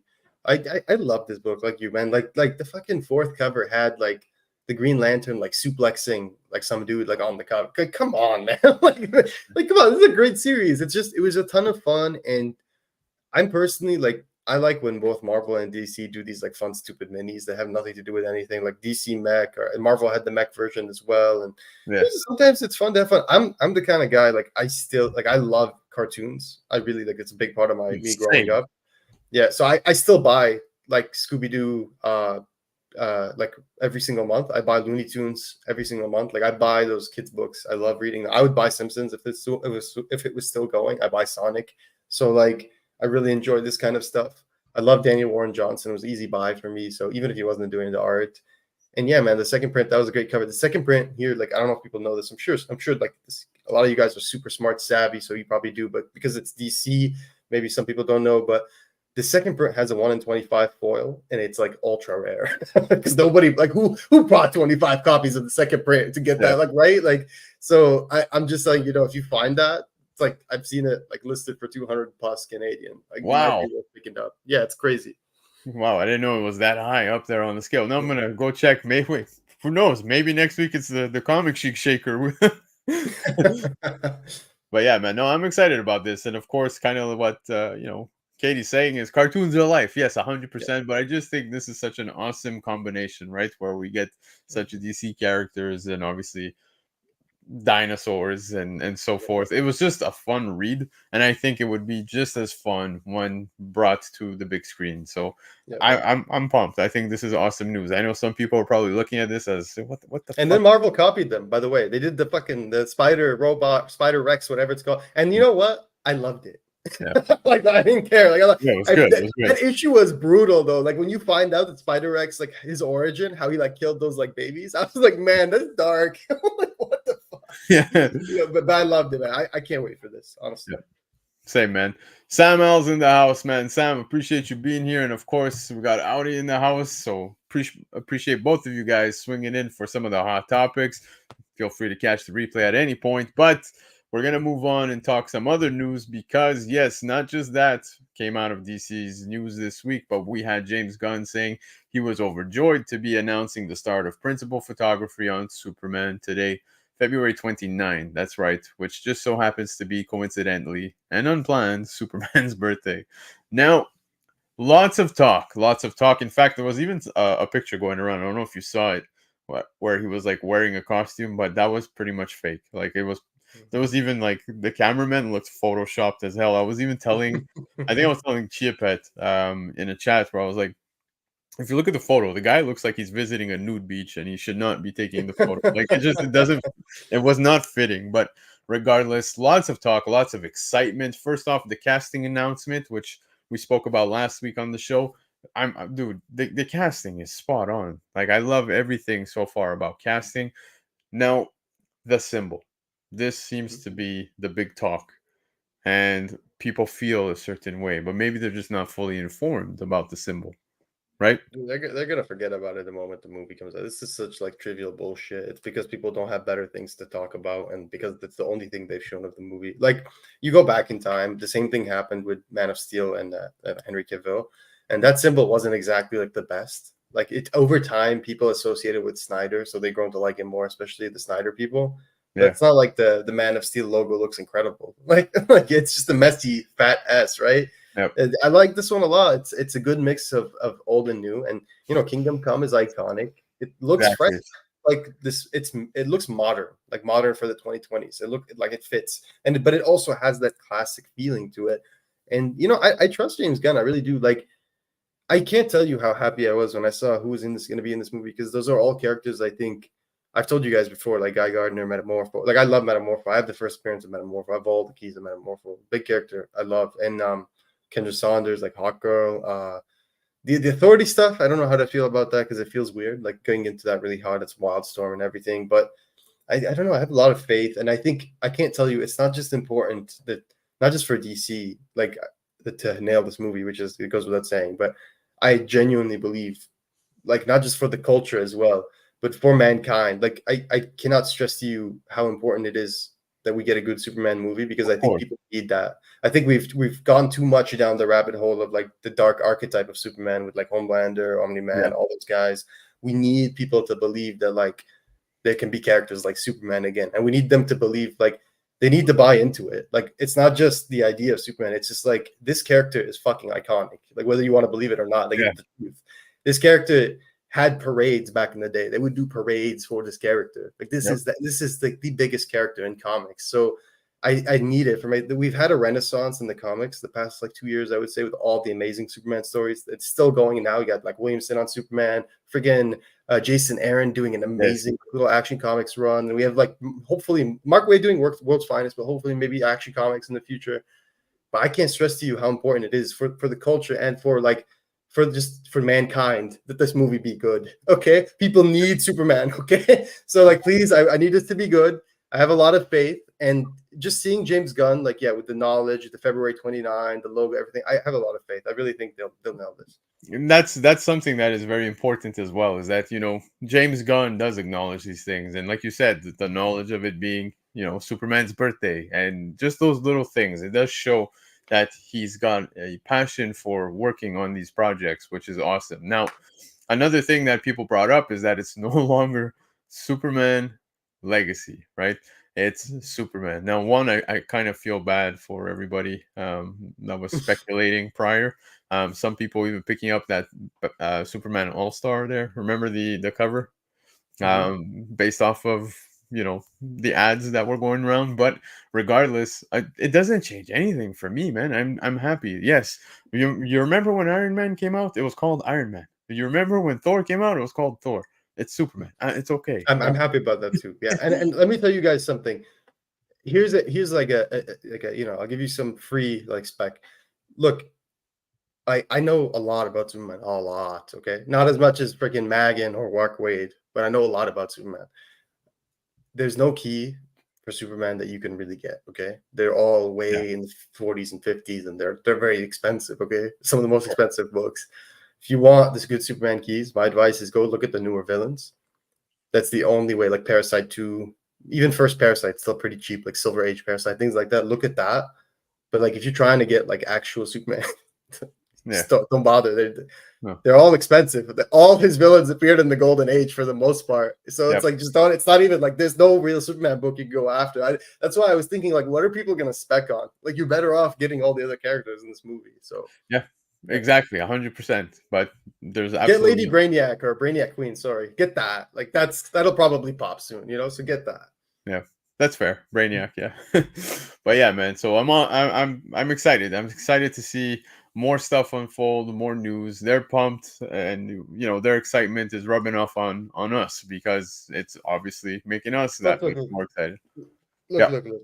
First of all, here, I'll let you appreciate some nice Spidey. Oh Actually, yeah, like claim. recently high grade Spider-Man. Okay, but here's one I'll show that I picked up recently. Like Chip had saying DC keys are impossible. Like I'd say yes and no. I'm gonna hide the price because I paid way less. But here's one I recently picked up, and that's the Oh first nice. appearance of Dinah Laurel Lance, which she's not the very first Black Canary. The first Black Canary appeared in Flash Comics in the Golden Age, but she's the Black Canary that you know and love, the one that ends up with Oliver Queen. Yep. That book is still very affordable. Yeah. So my suggestion is go look for the character. Like there's so many DC characters that I know for a fact they will Surrounding hit. character. Yeah. Yeah, they will hit because they've just never been given the chance. That's the difference. Is that Marvel they started with the D tier Iron Man, and when they saw that worked, they were like, we know we can pull off these other characters because we did a good job with this one. It's about doing it right. Yep. And Marvel, I give them the credit. They did a fantastic job. Like look at Guardians of the Galaxy. Yeah. I'm telling you, with DC, people like Metamorpho, Guy Gardner, like those are already pricey, but they're affordable still. But After the movie, it's not going to be affordable anymore. I'm telling you. But Sheik, it's funny you say that because you're not wrong. You look at well, use Guardians of the Galaxy as an example because you just brought it up. You look at all those characters, right? You can take first appearance of Rocket Raccoon, right? Mhm. Go buy that issue of Hulk. It's still affordable. You can do it in today's time where a lot of Yep. these characters surrounding Superman as well it's not so attainable, man. Especially the villains, and let's not even talk Superman at this point. Eh, Like we yeah. would all have to get together, sell our homes to Yeah. buy one copy. Yeah. And like to your credit, those characters, I feel like the fan base, the true fan base, the hardcore, the hardest fan base. Like think Yeah, about Batman didn't really become the Batman we know and love until Dark Knight Returns. yeah. That's why people say that's the best book ever. Like people don't understand. Like it's not. It was a It's turning very point. exactly. It was a Yeah, turning point. It was contextual. Before that, Batman was like Batman 66. It yeah, would never. And then even when he was hard, he wasn't that hard. So that's the book that informed how Batman like is gonna look and feel like later on in the books, right? And there's still people still use that book and like reference it all the goddamn time. Like it's crazy. yeah. So that shows you the impact on pop culture. But like you so Batmania began in the 90 in 89, like after the first Batman movie came out. That's when it really went crazy. Yeah, Batman 66 and the TV show had its fan base, but it was a joke after a while, especially. That's why it got canned. But Batman after Batman 89, it went crazy. And Batman's still I would say second most popular hero after Spider-Man right now. Yeah. Spider-Man had like in the last 5 years pure dominance. So when you think about that, think about how characters, their biggest turning points don't just come from media, because the Dark Knight Returns put him in that thematic like place where he could be taken seriously, where he's no longer a guy in tights. He's like a fucking serious guy. He's Yeah. gonna beat you up and he's brutal. So, but the media, the movie really put the character out there to the general masses. So never take for granted the power of media. And you look at Miles, the same thing. It was the video Yeah, game yeah. and movie that really put him out there. They acted as catalysts in tandem with his really good comic books and just him being a great character. 100%. So these characters that metamorpho Guy Gardner, we've never seen them in live action. Nope. Never. Okay, so and then the other ones are like Black Canary. That was not Black Canary in Suicide Squad, or sorry, No. in the Birds of Prey. That was not Black Canary. That was just like a token. So once we get proper Black Canary with Oliver Queen, I'm telling you guys, it's gonna be different. If they do these characters right and they actually embrace who they are. Like I've been telling people, like Vixen is a good one because she actually is a great character. She just never really got in the spotlight. Like there's some character like Firestorm, they just never really got a chance to show people how cool they are. But the moment they do, in like Kamala Khan is, in my opinion, the best example. Right now, the book is down. Yeah, because it's done. The show is done. You've seen her in the movies. We've seen her everywhere. Everyone posted their books up for sale. In 10 to 20 years, when those kids who grew up loving her have money, you're going to see that book really go up because they're all going to want to buy it. And if you don't believe me, go look at the book Nightwing. Yeah. You guys have no idea. It's crazy. Like Nightwing actually is an elite DC character now. It's not just because I'm a fan. It's the truth. It's the truth. He is so popular that he's one of the few DC characters that's not Batman that's getting a hardcover and softcover edition of his collected trades. They don't even do that for the Justice League. Okay, like they do. They really comprehend that. DC is putting out trades in softcover and hardcover for his runs right now because he's that popular. If you look at League of Comic Geeks in terms of most pulled, he's always the number one title in his respective week if it's no Batman that week. Like people don't understand these newer characters, they have audiences, and that's from Young Justice, that's from BTAS. Those guys are grown up now. They're like the people who are reading Young Justice, they're now older teens, they're young adults, they're buying those books. I see that book move. I've never seen a Nightwing, I don't see it like Tales of Teen Titans 44. I don't see it anywhere up for longer than a day. It's always gone. It's crazy. It's crazy. Yeah, no, you're right. I know that, even for myself, like Nightwing is one of my favorite characters out of everything coming out comic wise, and you're speaking facts. But I gotta say, Cliff is also speaking facts when he says that 251 by Neil Adams. That's a turning point. Let's not forget, and it's one of the most iconic covers as well. So I totally agree with him on that. But I will say that Dark Knight Returns did have another altering change for the Batman character. Now, all of this fun stuff, all of this to say, clearly, SHEIK, you're hyped. I'm hyped as hell. And lots of us here in the chat are definitely excited for what's to come out of DC. And yeah, Love for Comics saying Nightwing sells out for me. So there you go, man. Yeah, Nightwing's doing great, man. It is great. I was telling SHEIK a little earlier that like I kind of fell off as of late because like I wasn't really enjoying it, but the character himself has become one of the bigger characters out of DC. Like You go play Gotham Knights, Gotham, what's it called, the Gotham Knights there on PlayStation 5 and stuff like that. Like Nightwing's at the forefront, although it's not the best game, but Mhm. regardless, a lot of people love Nightwing. But that's enough DC talk. Let's get into other DC talks.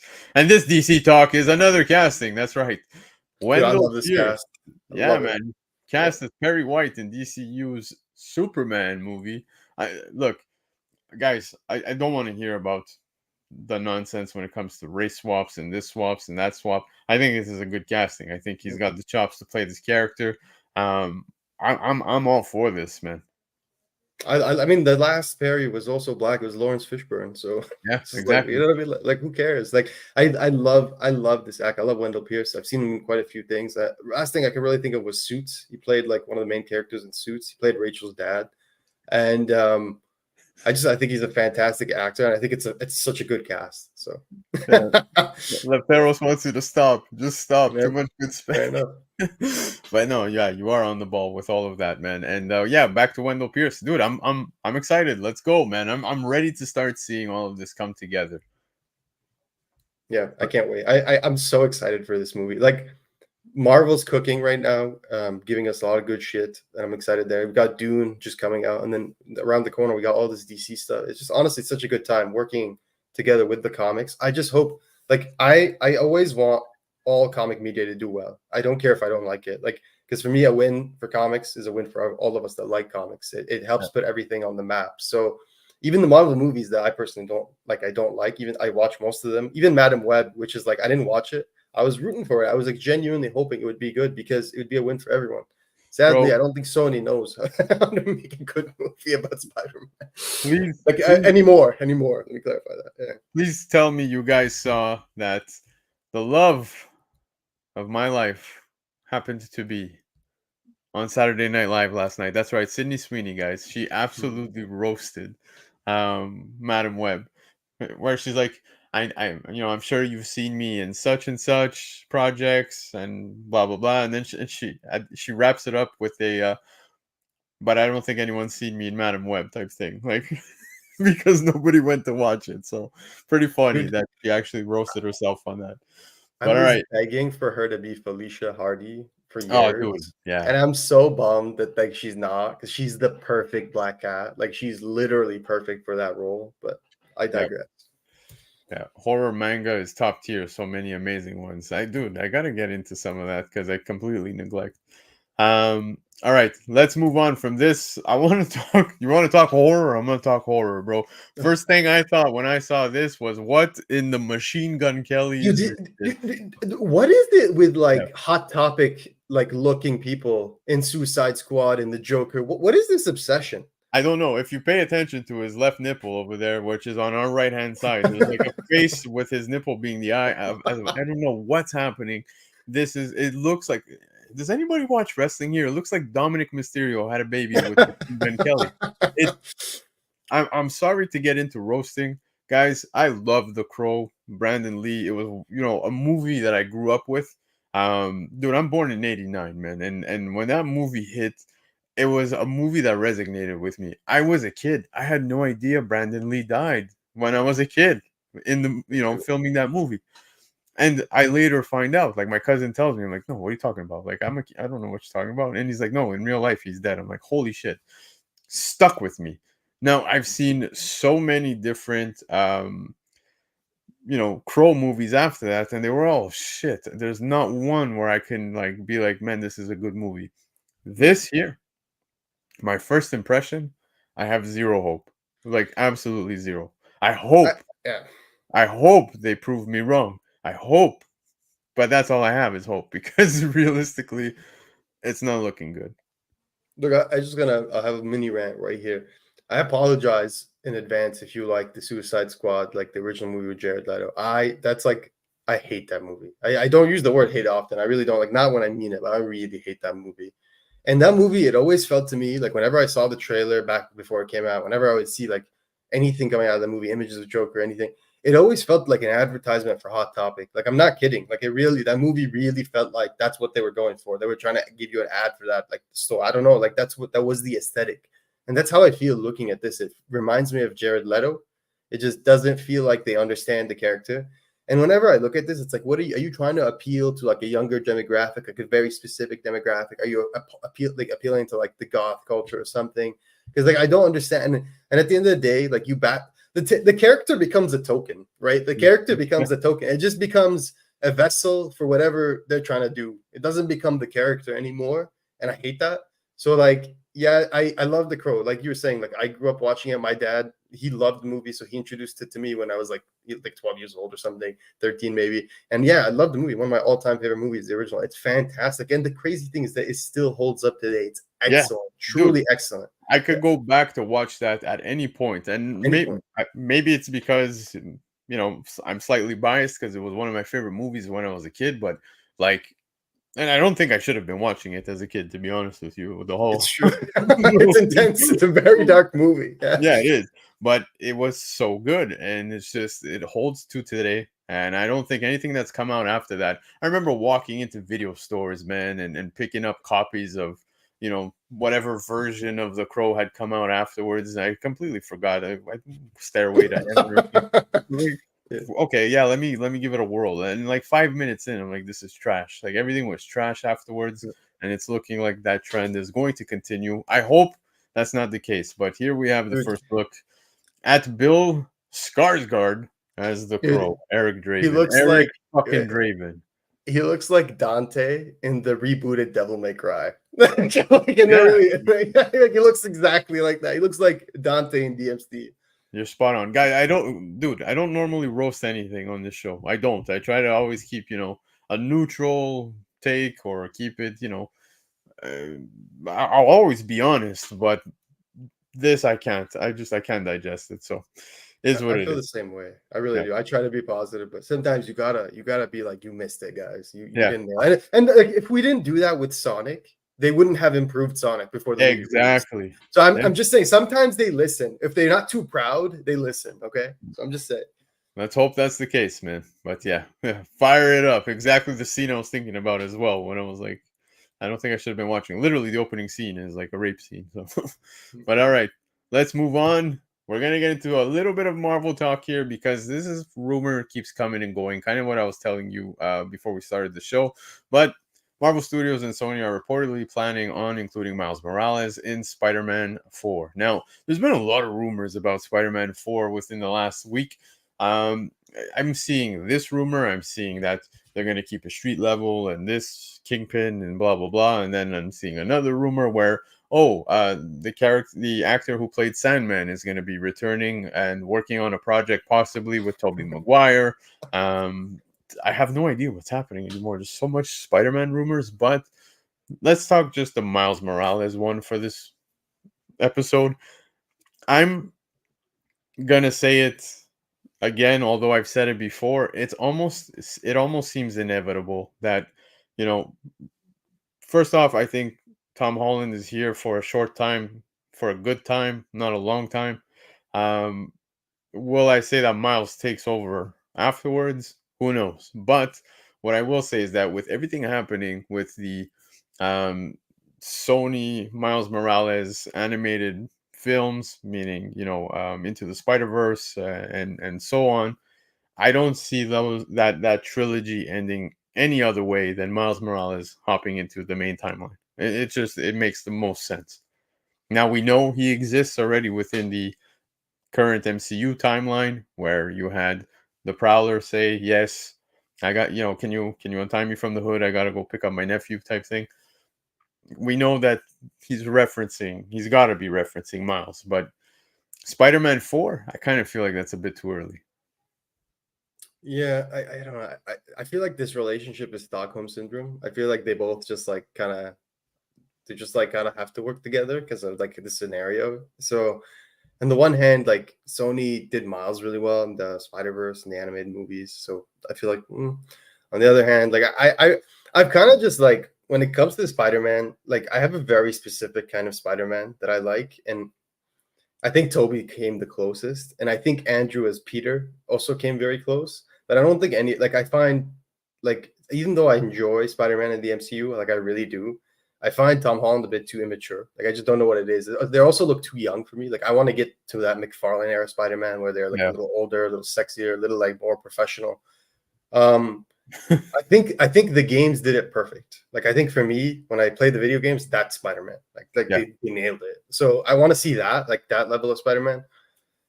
I also like just visualizing, like I love the relationship Peter has with Miles because it feels like a mentor-mentee, but they're also friends relationship. It feels like a Padawan kind of thing. I can't see that with Tom Holland because he just looks like a kid to me. Like when he was Nathan Drake, I was offended. Like, Dude, why do you say that? Because when I watched Uncharted, I actually tried to rewatch it the other night. No, that's not Nathan Drake, dude. I was like, Nathan Drake in the video games is like he looks like he's in his late 30s, right, hitting his early 40s, and I was like, what is this? This just doesn't feel right. No, I do like again, if Miles got announced, I'd be excited for it, and I'll always watch everything Spider-Man. But just like I don't have that same excitement as I do for things like the video games or the animated movies. Like it's just with the MCU, it's like, oh, I'm sure it'll be fun, you know? Yeah. For sure. And Chia, I agree with you. Yes, definitely. I think the first trilogy does exactly that. It sets him up to be at the point where SHEIK is talking about, where now it's okay, no more silliness, no more nothing. He's got to get serious. And you saw exactly how the movie ended. Went back to basics, knitted his own suit, and here we are at street level. So looking forward to seeing where Spider-Man goes next in the MCU. But let's get to some other stuff because we were talking Sony. Venom 3, is he back home, is what I think we're going to have to call this one, because as you can see here, Tom Hardy posted over on social media that they're in the process of filming right now, and he writes 2 masters of their own destiny and 2 randoms from SW London spinning in the cosmos, one with a compass, the other wears his wetsuit and carries an aubergine. Now, what Tom Hardy is wearing right there looks very familiar, right? Well, it's what we saw in a certain movie where we saw Tom Hardy's Venom from Sony in the main timeline of the MCU. And when he travels back to his timeline, well, a little piece of the symbiote stays behind. So clearly, it looks like Venom 3 is going to be kicking off exactly from this point. What are your thoughts? Well, first of all, I just want to say, Chip, I agree. By the third Spidey movie, he's a lot more mature, and the ending was very good. So I do look forward to the future. And yeah, it's the high school years for sure. Like I just guess because we've seen the high school years in the past like a lot, so I just kind of want to move past that. I feel like there's also a lot of cool ground afterwards, right? Yeah. But that's fair. Like I respect that. The Venom movies, like I also agree with Chip, but they're not very good in my opinion. I like look, man. I'm not a continuity like whore or anything like that, but I personally I find it like sacrilege if the characters don't look like how they're supposed to look. Like I'm sorry, it's not Venom without the symbiote symbol. It's just not. It's not Venom. Like I'm sorry, it's goo. Like it's hard for me to it's hard for me to get past that. It really is. And I watch both movies. I don't think they're like absolute garbage. They're not like as bad as what people are claiming Madam Web is, but again, I haven't seen it, so I don't know. And I don't think they're as bad as like some really bad, comic book movies. There's some really bad ones, but I just don't enjoy them. And I love Venom, and I think part of that is that Cates kind of like broke me after his run because it was so good. That's probably the best Venom. That and Al Ewing stuff right now. So it's like when you have that, and then you're watching this, like it's just hard. Yeah. And he's not even like a Spidey villain. And you're like, what is he? What is this villain? It's a cosplay. That's what it is. This movie is a fucking cosplay. It's a universe as well that just doesn't make sense to me because, as you said, it's not a Spidey villain. We're at this point now with Venom where it's like, okay, but I don't understand. Like, we're seeing his side of things, but it doesn't line up to anything we've come to know within comics. And now, if you want to get to where Venom has turned a leaf and is kind of anti-hero or, slightly good or whatever. Well, we're looking at content, like you said, by Donny Cates and stuff. And it's like, no, but this is, again. Dude, Venom in the game was perfect. Oh, fantastic. I'm trying to keep this as spoiler-free as possible. They changed the origin of Venom in the game. And if you played it, and it worked somehow better for the game because it worked for the game's universe. And I was like, I kept telling people, if you heard me talk about before Spider-Man 2 came out, I was saying Spider-Man 1's a perfect game. perfect, 10 out of 10, perfect game, perfect. Like there's no perfect. I'm sorry, like you want to Spider-Man argue 2 is with a it. 12, bro. Yeah, yeah. Spider-Man 1, I was like, how are they gonna repeat the quintessential Peter Parker moment at the end of the game? Because there's a pure Peter Parker moment. It's literally what Peter Parker, like if you pick one moment that defines him, it's that moment at the end of the game where he has to make the very difficult choice. Yep. And I said, this is the perfect way to close that game. How are they going to do that in part 2? Because that's so hard and you only get to do that once and you have to earn it. You have to earn that moment. It's easy to kill any motherfucker off, but it's hard to earn that moment and make it feel like, oh my God. Yeah, And they did it in part 2. They did it. They did it again with Venom. Okay. Yeah. Dude, like, give me that Venom. Okay. It doesn't have to be like, the person, but just give me that Venom because that was more honest Venom and more like closer to the reality of what Venom is than this. And I want that Venom. Don't give me this. And like you said, it's not even the same host within the video game. And they managed to make it so big, right? Throughout the game where it's like, man, this feels like Venom at 1,000% when he finally shows up. Because spoiler free, I'm gonna try to keep it that way. But it's just so good. I wish that they can actually, if anybody cannot play the game on PlayStation 5, I highly recommend at least go through a YouTube video that has all the cutscenes. Just look at all the cutscenes of the video game because I promise you, you will not be disappointed. It was so well done. But enough about the video game. 6Gun13 is here, and this is the first time I see you in the chat, so I just want to shout you out, say thank you for coming to rock with us tonight, and I'm hoping you're enjoying the content and stick around to, subscribe to the channel. So appreciate you, brother.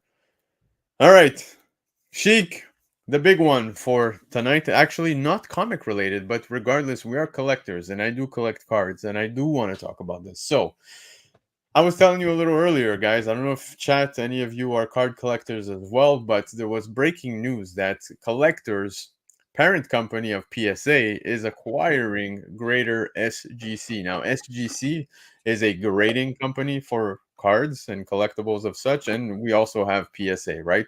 Now, PSA has 78% of the market, and SGC has 7% of the market according to GemRate. Now, what is that total, guys? Well, it's pretty simple math. You're looking at 85% here of the market, where now we're being left with CGC, who has 10%, and 4% belongs to Beckett. That sounds like monopoly at its best, and it's kind of concerning though when you see that now competitors, especially Beckett, having 4%, very, very low. I don't know what the future holds here, but it kind of sucks because I kind of feel like now this puts more control over us collectors, right? And I'm talking cards. Sheik, I'm sure you could relate to this. Let's say it was for comics, right? CGC is now taking over 83% of the market. It's nuts. Yeah, look, admittedly, I don't have a lot of experience with cards, so I'm not the card guy. 85. But I have experience with monopolies. Like I've read about them and in great effect. We've obviously lived through some. We've seen times where certain products maintain a monopoly on the market in certain industries. It's never good. It's never good. All that leads is to pure fuckery. Like seriously, like if you look at any point of any time when someone has a monopoly on something, it just leads to pure fuckery because they can do whatever they want. Everyone be damned. You just got to deal with it. And Marvel, this was my concern. Why do I rant about Marvel a lot? Because working like in the LCS stuff, like I see their practices, and even though I love their books and their characters, I hate their practices. And just to be clear, DC is bad too, but like Marvel, they're the industry leaders. So when they do something, all the other monkeys, they look at Marvel and they just do the same thing, especially if it works. So when Marvel increases their books to $4.99, everyone else is gonna do it. Like it's inevitable. It's inevitable. Like Thanos said. Except Todd McFarlane. Except Spawn. Yeah, exactly. Because he makes his money with his figures, and that's where he's gouging us. So like don't worry about Papa Todd. He's good. But like those other companies, everyone's gonna slowly go up to $4.99. And Marvel said at the Comics Pro that they're committed to $3.99. But I find that to be like bullshit because it's like if you look at their books, there's like 26 books that are $4.99 and then 24, 23 that are like $3.99. Yep. And most of the ones that are $3.99 are like the ones most people are not really buying. They're not the ones that bring in the heat. All the Ultimate books, the Spider-Man books, the Star Wars books, all those are $4.99. So if it's working for them, I can't see them backpedaling. But I said to people, if this is a case where I'm wrong, I will be so happy to be wrong, and I will praise Marvel. But I don't see them. They said it's going to be $3.99, and only special events and other special books will be more. I still don't believe them. Like, we'll But see. But like, have you noticed a trend of more special books or first books? yes, We go back to issues number one every so often. yes, Milestones are now more frequent, and by milestones, well, we've hit issue 25, but in three more issues, we're getting to Legacy yeah. 850, so that's another one, Yeah, and they it's love to do that on ASM, which ships twice a month minimum, by the way. yeah, So, yeah, like, we did a study when Spencer's ASM was going, like we fucking did the math. If you had Spider-Man, it cost more than the highest tier of Netflix on your pull list because they were shipping it that like 3 or 4 times a month with the LRs and everything. And it's just like just give me Ultimate Spider-Man. Just do what you're doing with that. Just give me a good team. Do it once a month, and I'm happy. We don't need to make this complicated. But yeah, guys, monopolies are bad, and make sure like what's the takeaway from this? You guys actually are the biggest impact. Like you are the biggest impacted, and you're the biggest impact on this. You have the ability to make them change their mind. They listen to the numbers. That's all they listen to. When we yeah, bitch, they don't care. But when they see the numbers make a change, then they're like, "Oh shit, we gotta do something different." So yeah, if you really believe in that shit, vote for your wallet with your wallets. Just make sure you let them know because it's important. Trust me, in the long run, comics being $5 a pop is insane. And if you think about but I say this as someone not just working in the industry, but I say this as someone who loves the hobby for over 20 years. They've always meant to be for kids, and now we know that most of the audience is not kids because yeah. even though there's still some kids, it's not affordable. How do you tell a kid here's a comic for $5, like $5 US? Canada, that's like $7 after tax almost. Like you want them to be lower because more people will get into it. Exactly. And Yeah. here's the thing. Making the number one $5.99 because of 2 extra pages is actually a barrier to entry. You want the number ones to be lower priced because then more people will check them out. But Yeah. the truth is, Marvel does this to pad their stats. If they add the number ones and make it higher and they reboot them more often and they put more variants, then they get fuck tons more sale and they overcompensate where other books are doing poorly.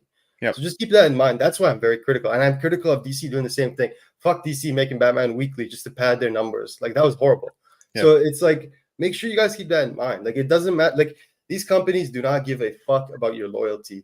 If you have your room decorated with Marvel, they don't give a fuck. They're just gonna find more ways to gouge you. So make sure they keep, make sure you guys let them know, fuck that. Okay. Like that's it. Yep. No, for sure.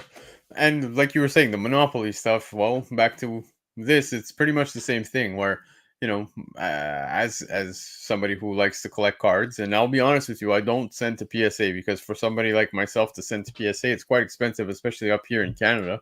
But PSA being the leading brand when it comes to grading, already owning 78% of the market. I just hope this doesn't impact too much because a lot of people were big fans, especially myself. I go to a card shop here down the street from me, and they had nothing but high praises when it comes to SGC. And talking to them, that's the feedback I got was, SGC was on the ball and they were good. The things were starting to really get better as well, and it's just like a sale taking place out the blue, kind of came from left field. So it's something some collectors seem to be a little concerned about now. Will people continue to sell, still send their cards into PSA? Of course, it's not going to change. But Mhm. like you said, now we got to see, are the rates going to start changing? Are they going to start gouging at us as collectors? We'll see. And then at that point, I think that's where we can get vocal, right? Mhm. So yeah, man. SHEIK, that was the show, bro. Good Hell yeah. times, man. Like I Hell said, yeah. it's been a Amazing. while. No, it's been a while. It was a great time hanging out, guys, and thank you for having me on. Like I really had a good time. It's always a great time, bro. It was a pleasure. Always a great time hanging out with you, is what I meant. And of course, people could also hang out with you a little more often this week. In fact, tomorrow night if they want. Yeah, we're gonna do a show tomorrow night with the Kingpins. It's always a good time. I can't wait. I'm not even sure what the Kingpins have planned this time. I always just show up and it's a surprise. But it's always a great time. Seriously, I love hanging out with the guys and we have a ton of fun. And yeah, if you haven't checked out Radiant Black, I do a Radiant Black podcast with my friends. We just talk about Masterverse and Radiant Black. It's a really good comic book. Honestly, I highly recommend it. But you know, it's not. I guess it's not for everyone. Indie comic, superhero, and everything. But give it a chance. You never know. Yeah, no, Radiant Black is again when the Massiverse kicked off, man. I was just as hyped as I am now with the Energon universe, right? It was like, oh my god, this thing is amazing. And then after through time, like I told you, I think it was around the what was the issue? Was it issue 25 where it was like connecting the A and the B? Yes, and they're also all the covers for Catalyst War are connecting, but the way it works is that each cover B or 0.5 is a divergent timeline where the person. So there's two Radiant Blacks in the story, and they did a vote to see who's going to be the main Radiant Black Yeah, going forward. yeah. Originally, it was meant to be revealed in 25, but they postponed it till after the Catalyst War in 30.5. So what happens is 25, 26, 27, 28, 29, 30, they all have the timeline where Marshall's Radiant Black, and then all the 0.5s have the timeline where Nathan is Radiant Black. So you get to see what happened in both stories. A lot of us have a theory that the timelines are going to merge, or like because the trade, I shit you not, the trade for Volume 5 of Radiant Black is called Crisis, and then the trade for Volume 6 is called Infinite Earths, which I find that to be the funniest thing. So yeah, we don't know, but it's a great comic book. If you like things like Invincible or if you like Power Rangers, I feel like you would love Radiant Black. So. Yeah, no, for sure. And of course, Radiant Black Podcast, as you said, you guys are doing some great things there. So definitely check it out, guys. You can find it over on Spotify and also Apple Music and other streaming platforms. And check out the Comic Kingpins tomorrow night at 7 p.m. Eastern Time, where Comic Sheik will be there with the boys hanging out. Chat, appreciate you guys sticking around with us for an hour and 50 minutes. Not bad. Love for Comics asking, when's he coming back with more trade secrets? Yeah, well, doors open anytime. Yeah, obviously Bash is welcome. Here's one more before I go. Go for it. Lady or Brainiac Queen. I don't know why I keep calling her Lady Brainiac. Brainiac Queen has only appeared under shadows, so technically she's not appeared because you don't see her. It's completely cloaked. Like I'm not a believer in that all shadows bullshit. That's a cameo. Like no, so between now and the Absolute Power #1, she's gonna debut because her cover is on the Absolute Power, or sorry, she's on the cover of Absolute Power #1. But if you read all the solicits to all Superman related books, there's absolutely no mention of her. There's mention of Brainiac, but no her. Keep an eye out for that appearance. My theory is that it'll be in the House of Brainiac special #1 because it's a higher cover price book and because it's like a special one shot. It just makes sense, but could be anywhere between now and then. That's just a cool character, right? So yeah, keep an eye out. That's a good one to have. He's just spits knowledge all the time. Just keep going. Bash, Yeah.